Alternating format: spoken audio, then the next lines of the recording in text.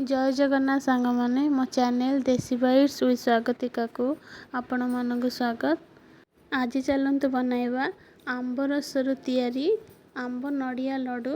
एबे तो आंबर सीजन चली समस्त घरे आंब एबे अवेलेबल थिबो। चलतु दुईटी आंबरू बनैबा आमे आंब नड़िया लड्डू। देखा जमी सुंदर देखा जाउची खाइबाकू भी सेतिकी टेस्टी। पिलाठू बड़ समस्त को ए लड्डू भल लगे अति सहजरे मात्र 10 मिनिट रे बनी जिवे। चलतु एबे बनैबा रेसिपीटी बनैबा पई मु नेची दुईटी छोट नड़िया ताकू नहीं मु कोरी देची। एबे दुईटी आंब नेबा आमे एथरो आंब को काटिकी तार रस आमे बाहर कर देबा। आंब काटिबा पूर्वरु ताको आंब को टिके भलसे धोई नेबे। मु ए दुईटी आंब को काटिबा आगरु भलसे धोई देइथिली। आंब को एमती काटिकी तार भीतर पार्ट गुड़ा को सब अलगा करदेबा। आमे छुरी रे काढ़ी से प्लेट रे रखीदेबा। तापर आमे आको और रस बाहर करबा पई ताको आमे टिके ग्राइंडिंग करनेबा। देखंतु मु केमती सब तार भीतर पार्ट गुड़ा को काढ़ी दउची। एबे आमे ताको प्लेट रे रखीकी तार पल्प बाहर करबा पई सब ताको ग्राइंडिंग करदेबा। एबे चलतु आमे आंब को भल से ग्राइंडिंग करनेबा। तार स्मूथ पेस्ट पूरा बनै देबा। देखंतु मोर पेस्ट पूरा भल से बनी गला केते सुंदर देखा जाउची। एबे चलतु लड्डू बनैबा पई मु गैस रे कढ़ाई बसैली। सेथरे कोरा होइतिबा नड़िया को आमे पकाइबा। कोरा होइतिबा नड़िया को पकाई आमे 2 ରୁ 3 मिनिट ताको भाजीबा।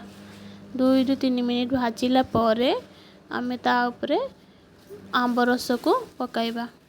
एबे 2 ରୁ 3 मिनिट मु भाजी सारलानी नड़िया को। एबे जेतरे मु आंब रस को पकाइली। आंब रस पकाई सारिबा परे सेतरे आमे गोटे छोट बाउल अमूल मिल्क पाउडर पकाइबा। तापरे आमे लड्डू मीठा पई सेतरे आमे सुगर पाउडर पकाइबा। गोटे छोट बाउल सुगर पाउडर पकाइबे। आपण को अनुसार आपण को जदी अधिक मीठा पसंद न तो मीठा भी आपण टिके कम पकाई परिबे। चीनी को मुने ताको पाउडर बनै देथिली। एबे आमे आको ए सब को भलो से मिक्स करनबा। देखंतु केते भलो से मिक्स हे गलानी। एबे मोर पूरा टिके सुखिला पाक हे जाईची। आ मु सेतरे गुजराती गुंड पकाई देली वासना पई।